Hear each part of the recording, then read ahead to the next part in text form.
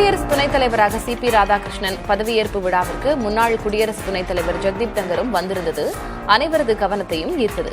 அமைச்சர்களும் முன்னாள் துணை ஜனாதிபதி வெங்கையா நாயுடுவும் ஜெகதீப் தங்கரோடு பேசிக் கொண்டிருந்தனர். கடந்த ஜூலை 21ஆம் தேதி சர்ச்சைக்குரிய வகையில் அவர் ராஜினாமா செய்த பிறகு இப்போதுதான் அவர் வெளி உலகிற்கு வருவது கவனம் பெறுகிறது. முன்னதாக ஜெகதீப் தங்கர் வீட்டுக்காவலில் உள்ளதாகவும் புகார்கள் வெளியாகியிருந்தன. பதவியேற்பு விழாவிற்கு காங்கிரஸ் தலைவர் மல்லிகார்ஜுன் கார்கே வந்த நிலையில் மக்களவை எதிர்க்கட்சித் தலைவர் ராகுல் காந்தி வரவில்லை.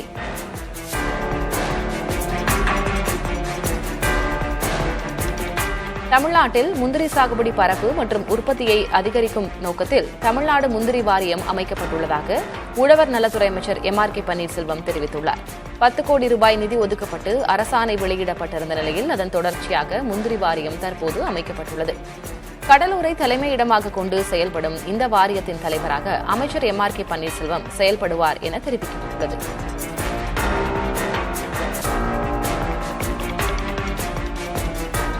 ஜம்மு காஷ்மீர் ஒன்றிய பிரதேசத்தில் 15 வயதை கடந்த 44 விழுக்காடு பெண்கள் திருமணமாகாதவர்களாக உள்ளனர். 2023ஆம் ஆண்டில் நடத்தப்பட்ட கணக்கெடுப்பின்படி இந்தியாவில் 15 வயதை கடந்த 4 ஒரு பெண் திருமணமாகாதவர். கேரளாவில் திருமணமாகாத பெண்களின் விகிதம் 20 விழுக்காடு என்ற அளவில் மிக குறைவாகவே உள்ளது.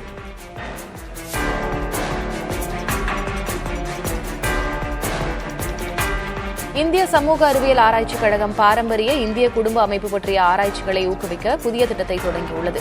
இத்திட்டத்தின் கீழ் 150 ஆய்வுத் திட்டங்களுக்கு தலா 30 லட்சம் வரை நிதி வழங்கப்படும். இந்த திட்டம் இந்திய குடும்ப அமைப்பு சிதைந்து வருகிறது என்ற RSSன் கவலையை பிரதிபலிப்பதாக சர்ச்சை எழுந்துள்ளது.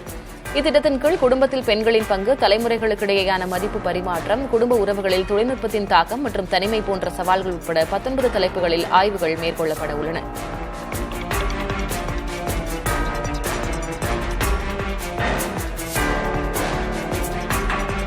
2019-20ஆம் ஆண்டு ரிசர்வ் வங்கி வெளியிட்ட தங்கப்பத்திரத்தில் முதலீடு செய்தவர்களுக்கு 156 விழுக்காடு லாபம் கிடைத்திருக்கிறது.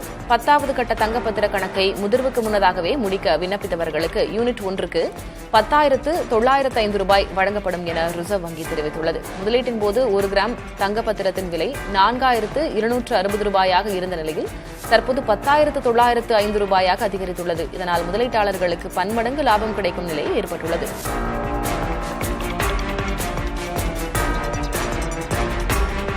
சென்னையில் தங்கம் விலை முன் எப்போதும் இல்லாத வகையில் ஒரு சவரன் 82,000 ரூபாயை நெருங்குகிறது. இன்று காலை நிலவரப்படி 22 கேரட் ஆபரண தங்கம் கிராமிற்கு 90 ரூபாய் விலை உயர்ந்து 10,240 ரூபாய்க்கும், ஒரு சவரன் 720 ரூபாய் விலை அதிகரித்து 81,920 ரூபாய்க்கும் விற்பனையாகிறது.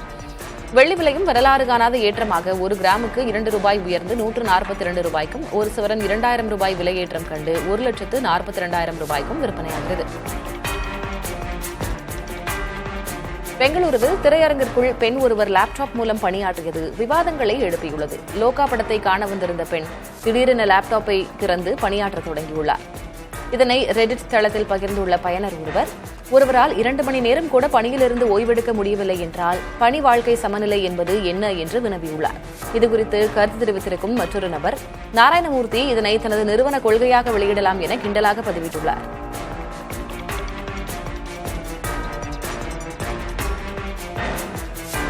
இஸ்கான் அமைப்பு நடத்தி வரும் ஜெகநாதர் ஸ்நான யாத்திரை மற்றும் ரத யாத்திரைக்கு எதிர்ப்பு தெரிவித்து அந்த அமைப்புக்கு பூரி ஜெகநாதர் கோயில் நிர்வாகம் கடிதம் எழுதியுள்ளது. 100 பக்க கடிதத்தில் உரிய தேதிகளில் அல்லாமல் வேறு தேதிகளில் அந்த யாத்திரைகளை இஸ்கான் அமைப்பு நடத்துவதாகவும் இது சாஸ்திரங்கள் மற்றும் மரபுகளுக்கு முற்றிலும் முரணானது எனவும் கோயில் நிர்வாகம் தெரிவித்துள்ளது. இஸ்கான் அமைப்பு வெவ்வேறு தேதிகளில் யாத்திரைகளை நடத்தினால் அந்த அமைப்பின் மீது சட்ட நடவடிக்கை எடுக்கப்படும் எனவும் பூரி ஜெகநாதர் கோயில் நிர்வாகம் எச்சரித்துள்ளது.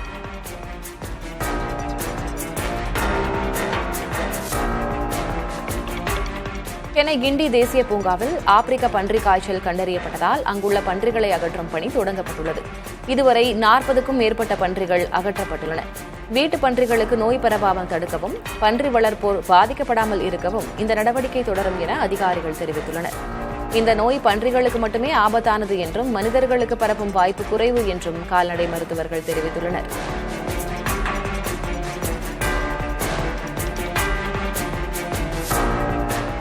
கடனை திருப்பிச் செலுத்த தவறுபவர்களின் செல்போன் இயக்கத்தை முடக்க ரிசர்வ் வங்கி அனுமதி அளிக்க உள்ளதாக தகவல்கள் வெளியாகியுள்ளன.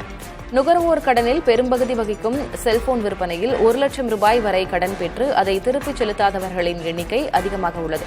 இந்நிலையில் வாரா கடன் அதிகரிப்பதை தடுக்க கடனை திருப்பிச் செலுத்தாதவரின் செல்போனை முடக்கும் நடவடிக்கை எடுக்க நிதி நிறுவனங்களுக்கு ரிசர்வ் வங்கி அனுமதி அளிக்க உள்ளதாக தெரிகிறது.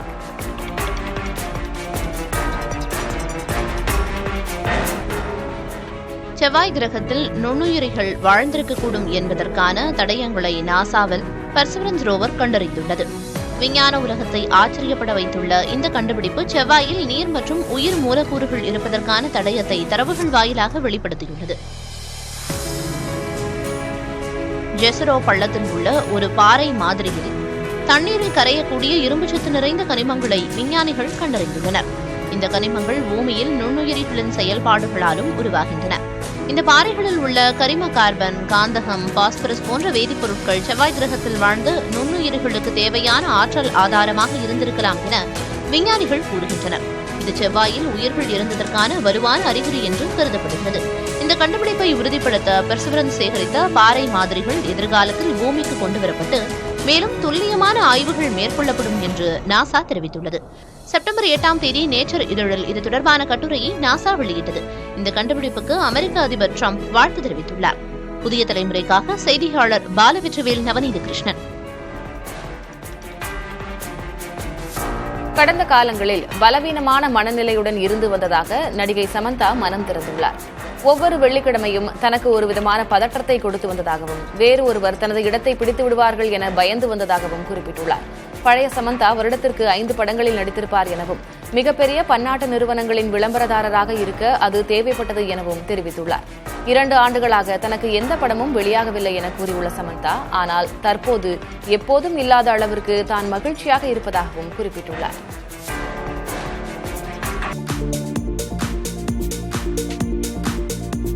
சென்னை கோயம்பேடு பேருந்து நிலைய டெப்போவில் இருந்த அரசு பேருந்து திருடப்பட்டுள்ளது. அரசு பேருந்து திருடு போனதாக டெம்போ மேலாளர் காவல் நிலையத்தில் புகார் அளித்தார். அதன்படி வழக்கு பதிவு செய்த காவல்துறையினர் தமிழ்நாடு காவல் குழு மற்றும் அண்டை மாநில காவல்துறைக்கு தகவல் தெரிவித்தனர்.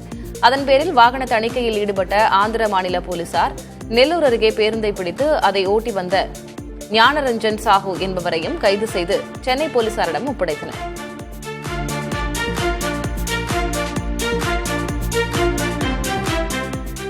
கோவை காளப்பட்டியில் விவசாய நிலம் வாங்கியதை அண்ணாமலை உறுதிப்படுத்தியுள்ளார். தனது மற்றும் மனைவியின் சேமிப்பு வங்கிக் கடன் மூலம் நிலத்தை வாங்கியதாகவும் 2 மாதங்களாக வட்டி செலுத்தி வருவதாகவும் அறிக்கையில் அவர் தெரிவித்துள்ளார். பால் பண்ணை அமைக்க மத்திய திட்டத்தில் கடனுக்கும் விண்ணப்பித்திருப்பதாகவும் அண்ணாமலை கூறியுள்ளார். நிலப்பதிவு செய்வதற்காக மனைவியை அனுப்பியதாகவும் அவர் விளக்கம் அளித்துள்ளார். வதந்திகளை தேவையற்றவை என தெரிவித்த அண்ணாமலை, செயல்களில் எப்போதும் நேர்மையே உள்ளது, குறை கூறுபவர்களுக்கு நன்றி என தெரிவித்துள்ளார்.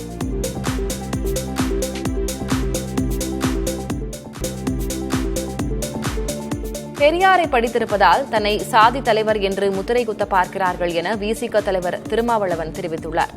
காஸ்ட் பிரைட் எனும் நூலினை சாதி பெருமை என்ற பெயரில் மூத்த பத்திரிகையாளர் ஆர். விஜயசங்கர் தமிழில் மொழிபெயர்த்துள்ளார். இந்நூலின் அறிமுக விழா சென்னை வேப்பேரியில் நடைபெற்றது. இந்நிகழ்ச்சியில் கலந்து கொண்டு பேசிய திருமாவளவன், தாம் பெரியார் பாசறையில் பயின்றவன் என்பதால்தான் திமுகவை ஆதரிக்கிறேன் என்று கூறினார். பெரியாரை திமுகவை எதிர்க்கிறோம் என்கிற பெயரில் திராவிட அரசியலை எதிர்க்க பார்க்கிறார்கள் என்றும் அவர் தெரிவித்தார்.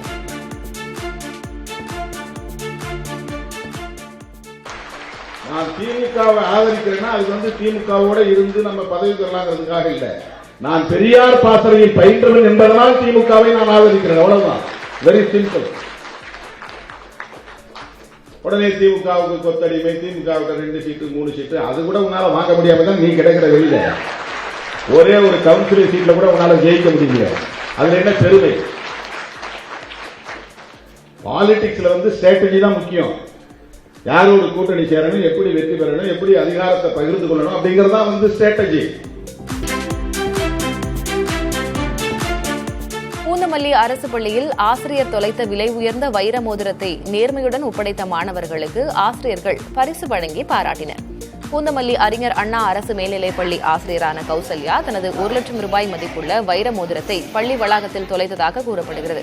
அப்போது 8ஆம் வகுப்பு படிக்கும் பீகார் மாநிலத்தைச் சேர்ந்த சம்சுதீன் மற்றும் 7ஆம் வகுப்பு படிக்கும் ஷானவாஸ் ஆகிய இருவரும் மைதானத்தில் கிடந்த வைர மோதிரத்தை மீட்டு ஆசிரியரிடம் ஒப்படைத்தனர்.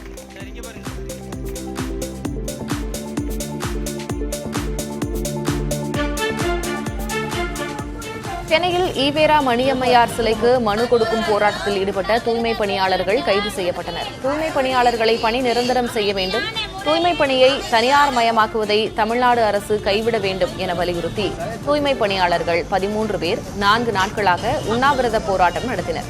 இந்நிலையில் வேப்பேரி காவல் ஆணையர் அலுவலகம் அருகே உள்ள மணியம்மையார் சிலைக்கு மனு அளித்தவர்கள் கைது செய்யப்பட்டனர்.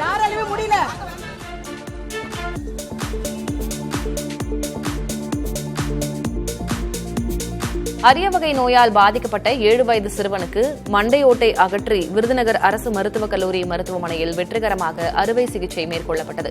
வத்ராயிருப்பு செம்பட்டியைச் சேர்ந்த பாலபிரசாத்துக்கு 3வது முறையாக மூளைக்காய்ச்சல் அறிகுறிகள் ஏற்பட்டன.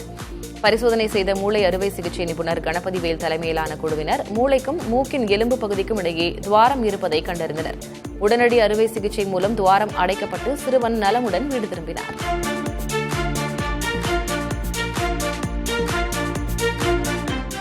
தஞ்சாவூர் மாவட்டம் நடுவூர் கால்நடை பண்ணை நிலத்தில் சிப்காட் தொழிற்சாலை அமைக்கும் தமிழ்நாடு அரசின் திட்டத்திற்கு எதிர்ப்பு தெரிவித்து தஞ்சை ஆட்சியர் அலுவலகம் முன்பாக ஆர்ப்பாட்டம் நடைபெற்றது. சுமார் 1700 ஏக்கர் பரப்பளவு கொண்ட பண்ணையில் 500 ஏக்கர் நிலத்தை சிப்காட் தொழிற்சாலைக்கு கையகப்படுத்த அரசு திட்டமிட்டுள்ளது. இத்திட்டத்தை கைவிட வலியுறுத்தி PR பாண்டியன் தலைமையில் போராடிய விவசாயிகள் வரும் 23ஆம் தேதி மாநாடு நடத்தப்போவதாக அறிவித்துள்ளனர்.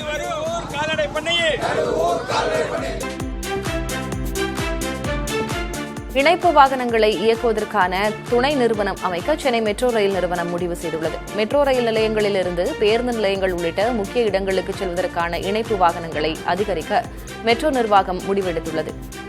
இத்திட்டத்தின்படி முதல் கட்டமாக 150 இணைப்பு வாகனங்கள் வாங்கப்பட உள்ளதாகவும் படிப்படியாக இந்த எண்ணிக்கை 500ஆக உயர்த்தப்படும் என்றும் கூறப்படுகிறது. ஒப்புதல் கிடைத்தவுடன் கால் டாக்ஸி, ஆட்டோ, வேன் போன்ற இணைப்பு வாகனங்கள் ஒப்பந்த அடிப்படையில் இயக்கப்பட உள்ளது.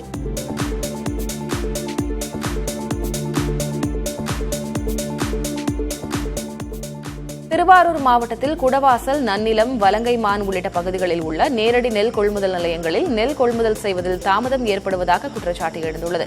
இதனால் கொள்முதலுக்காக கொண்டுவரப்பட்ட 5000க்கும் மேற்பட்ட நெல் மூட்டைகள் மழையில் நனைந்து வீணாகி வருவதாக விவசாயிகள் வேதனை தெரிவித்துள்ளனர். ஒரு நாளைக்கு குறைந்த அளவிலேயே கொள்முதல் செய்யப்படுவதால் கூடுதல் கொள்முதல் நிலையங்களை திறந்து கொள்முதல் அளவை அதிகரிக்க வேண்டும் என விவசாயிகள் கோரிக்கை விடுத்துள்ளனர்.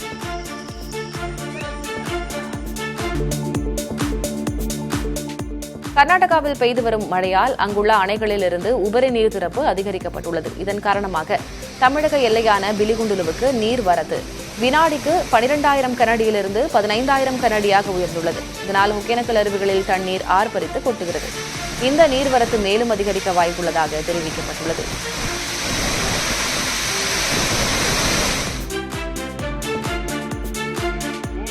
கோவை மாவட்டம் பொள்ளாச்சி அருகே மாரியம்மன் கோயில் குடமுழுக்கிற்கு இஸ்லாமியர்கள் சீர்வரிசை எடுத்துச் சென்றனர். சங்கம்பாளையத்தில் உள்ள சக்தி மாரியம்மன் கோயிலில் 23 ஆண்டுகளுக்கு பிறகு குடமுழுக்கு நடைபெற்றது. அப்போது மத நல்லிணக்கத்தை வெளிப்படுத்தும் வகையில் இஸ்லாமியர்கள் அப்பகுதியில் உள்ள பள்ளிவாசலிலிருந்து சீர்வரிசை பொருட்களை எடுத்துச் சென்றனர். அவை அம்மனுக்கு சமர்ப்பிக்கப்பட்டு சிறப்பு வழிபாடு நடைபெற்றது.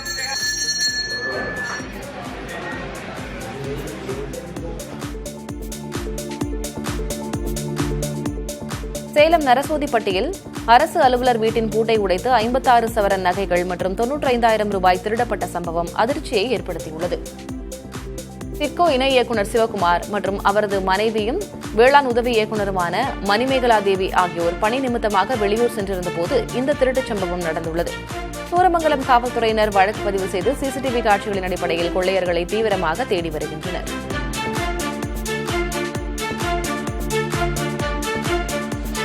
பெரியகுளம் அருகே கார்களின் கண்ணாடிகளை உடைத்து நொறுக்கிய சம்பவத்தில் ஒருவர் கைது செய்யப்பட்டுள்ளார். தென்கரை பகுதியில் நிஷாத் அகமது என்பவரின் கார் நிறுத்த காப்பகத்தில் 50க்கும் மேற்பட்ட கார்கள் நிறுத்தி வைக்கப்பட்டிருந்தன. இந்நிலையில் அரசு புறம்போக்கு நிலத்திற்கு பட்டா வழங்காத காரணத்தினால் தென்கரை பகுதியைச் சேர்ந்த இருவர் 30க்கும் மேற்பட்ட கார்களின் கண்ணாடிகளை அடித்து நொறுக்கினர். இது தொடர்பான புகாரில் முத்துகிருஷ்ணன் என்பவரை கைது செய்த காவல்துறையினர் தப்பியோடிய கோச்சடை பாண்டி என்பவரை தேடி வருகின்றனர்.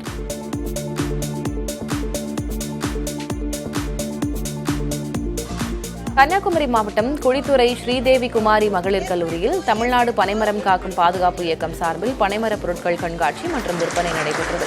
இதில் பனைமரங்களின் முக்கியத்துவம் குறித்தும் அதன் மூலம் கிடைக்கும் உணவுப் பொருட்களின் நன்மைகள் குறித்தும் மாணவிகளுக்கு விழிப்புணர்வு ஏற்படுத்தப்பட்டது. மேலும் பனை ஓலைகளில் தயாரிக்கப்பட்ட கைவினைப் பொருட்கள் மற்றும் பல்வேறு பனை பொருட்களையும் மாணவிகளும் பொதுமக்களும் ஆர்வத்துடன் வாங்கிச் சென்றனர்.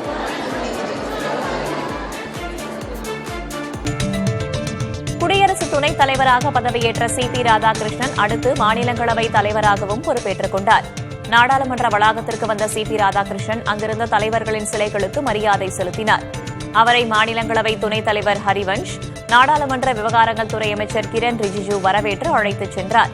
முன்னதாக தேசப்பிதா மகாத்மா காந்தி, முன்னாள் பிரதமர்கள் வாஜ்பாய் மற்றும் சரண் சிங் நினைவிடங்களில் சி.பி. ராதாகிருஷ்ணன் மரியாதை செலுத்தினார்.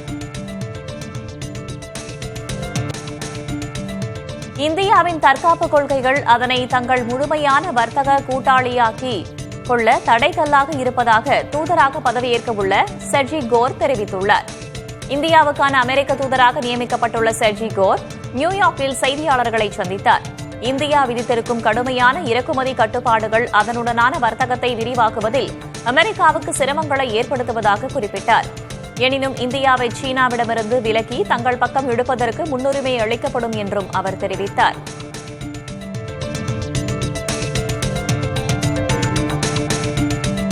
ரஷ்யாவிடம் தொடர்ந்து கச்சா எண்ணெய் வாங்கும் இந்தியாவுக்கும் சீனாவுக்கும் வரியை அதிகரிக்க டொனால்டு டிரம்ப் வலியுறுத்தியுள்ளதாக தகவல்கள் தெரிவிக்கின்றன.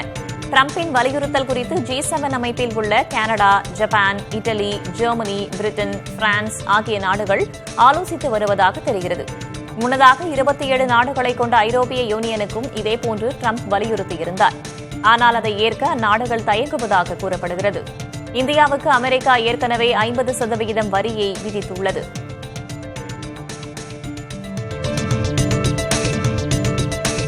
பெலாரஸ் நாட்டு படைகளுடன் இணைந்து ரஷ்ய படைகள் போர் பயிற்சி மேற்கொண்டுள்ளன. போலந்து பகுதியில் ரஷ்ய ட்ரோன்கள் தாக்கியிருந்த நிலையில் அந்நாட்டுக்கு அருகிலேயே இப்பயிற்சி நடப்பது பெரும் கேள்விகளை உருவாக்கியுள்ளது. எனினும் இந்த கூட்டுப் பயிற்சி எந்தவொரு தனிப்பட்ட நாட்டையும் குறிவைத்து நடத்தப்படவில்லை என்று ரஷ்யா விளக்கமளித்துள்ளது.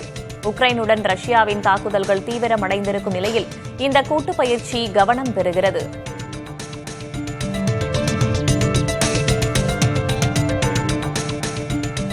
இஸ்ரேல் தன்னை சுற்றியுள்ள 6 நாடுகளை வெறும் 72 மணி நேர இடைவெளியில் தாக்கியுள்ளது உலக அளவில் கவனம் ஈர்த்துள்ளது.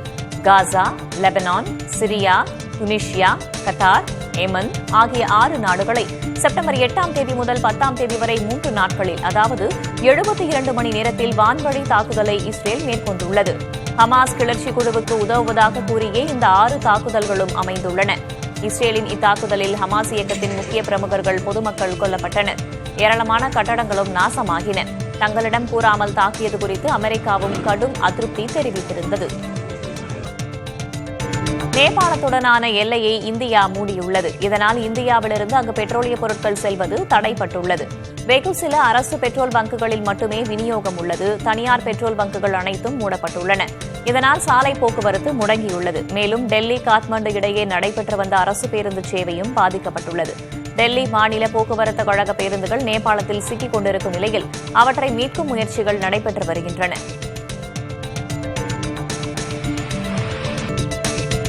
பிரேசிலின் முன்னாள் அதிபர் போல்சனரோவுக்கு 27 ஆண்டுகள் சிறை தண்டனை வழங்கப்பட்டதை எதிர்த்தரப்பினர் கொண்டாடி மகிழ்ந்தனர். நீதிமன்றத்தில் தீர்ப்பு வழங்கப்படும் செய்தியை திரையில் ஆர்வத்துடன் கண்டுகளித்த அவர்கள் போல்சனரோவுக்கு சிறை தண்டனை என்ற அறிவிப்பு வந்ததும் உற்சாக குரல் எழுப்பி மகிழ்ந்தனர். பிரேசிலில் முன்னாள் அதிபர் ஒருவர் ஜனநாயகத்தை சிதைக்க முயன்ற குற்றச்சாட்டில் சிறைக்குச் செல்வது இதுவே முதல் முறை. அதே சமயம் போல்சனரோவுக்கு மன்னிப்பு அளித்து விடுதலை செய்யப்படுவார் என்று எதிர்பார்த்த அவரது ஆதரவாளர்கள் ஏமாற்றமடைந்தனர். இலங்கையில் அரசுக்கு எதிராக போராட்டங்கள் அதிகரிக்க தொடங்கியுள்ளன. மின்கட்டண உயர்வை எதிர்த்து கொழும்பு புறநகர் பகுதியில் மக்கள் தீப்பந்தங்களுடன் போராட்டத்தில் ஈடுபட்டனர். மின்கட்டணத்தை குறைக்கிறோம் என்று ஆட்சிக்கு வந்த அனுரகுமார அரசு அதற்கு எதிர்மாறாக கட்டணத்தை உயர்த்தியுள்ளதாக போராட்டக்காரர்கள் தெரிவித்தனர். அண்மை காலமாகவே அரசுக்கு எதிராக போராட்டங்கள் அதிகரித்து வருகின்றன.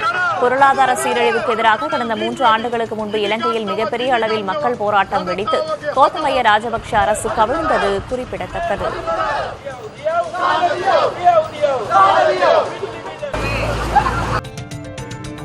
மத்திய பிரதேசத்தில் அதானி நிறுவனத்தின் நிலக்கரி சுரங்க திட்டத்திற்காக ஏராளமான மரங்கள் வெட்டி வீழ்த்தப்பட்டிருப்பதாக காங்கிரஸ் குற்றம் சாட்டியுள்ளது. உரிய சட்ட அனுமதிகளை பெறாமல் இத்திட்டம் மேற்கொள்ளப்படுவதாகவும் சுற்றுச்சூழல் விதிகளை கடைபிடிக்காமல் ஏராளமான மரங்கள் வெட்டி சாய்க்கப்பட்டுள்ளதாகவும் காங்கிரஸ் பொதுச் செயலாளர் ஜெய்ராம் ரமேஷ் குற்றம் சாட்டியுள்ளார். இதனால் பழங்குடிகளின் வாழ்வாதாரமும் பாதிக்கப்பட்டுள்ளதாகவும் அவர் விமர்சித்தார். மத்திய பிரதேசத்தின் திரௌலி சுரங்க திட்டத்திற்கு இம்மாத தொடக்கத்தில் மத்திய நிலக்கரி அமைச்சகம் ஒப்புதல் அளித்திருந்தது. டெல்லி உயர்நீதிமன்றத்திற்கு மின்னஞ்சல் மூலம் வெடிகுண்டு மிரட்டல் விடுக்கப்பட்டதால் பெரும் பரபரப்பு ஏற்பட்டது. நீதிமன்றத்தில் 3 வெடிகுண்டுகள் வைக்கப்பட்டிருப்பதாக அந்த மின்னஞ்சலில் குறிப்பிடப்பட்டிருந்தது. நீதிமன்ற கட்டடத்தில் இருந்த அனைவரும் அவசரமாக வெளியேறிய நிலையில் மோப்ப நாய்கள் உதவியுடன் சோதனை நடத்தப்பட்டது. இதில் சந்தேகத்திற்குரிய பொருள் எதுவும் கிடைக்காததால் வெடிகுண்டு மிரட்டல் புரளி என தெரியவந்தது. இதேபோல மும்பை உயர்நீதிமன்றத்திலும் வெடிகுண்டு இருப்பதாக மிரட்டல் வந்தது.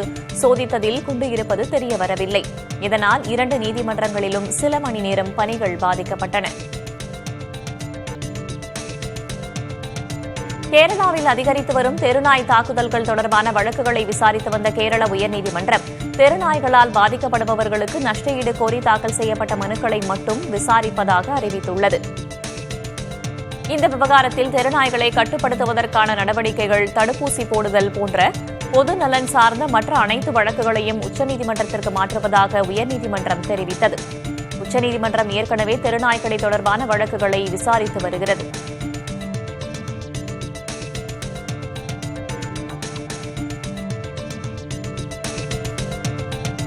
குறைந்த கட்டண ப்ரீபெய்ட் திட்டங்களை நீக்கியது தொடர்பாக ரிலையன்ஸ் ஜியோ மற்றும் ஏர்டெல் நிறுவனங்கள் மீது தொலைத்தொடர்பு ஒழுங்குமுறை ஆணையமான ட்ராய் விசாரணை மேற்கொண்டு வருகிறது.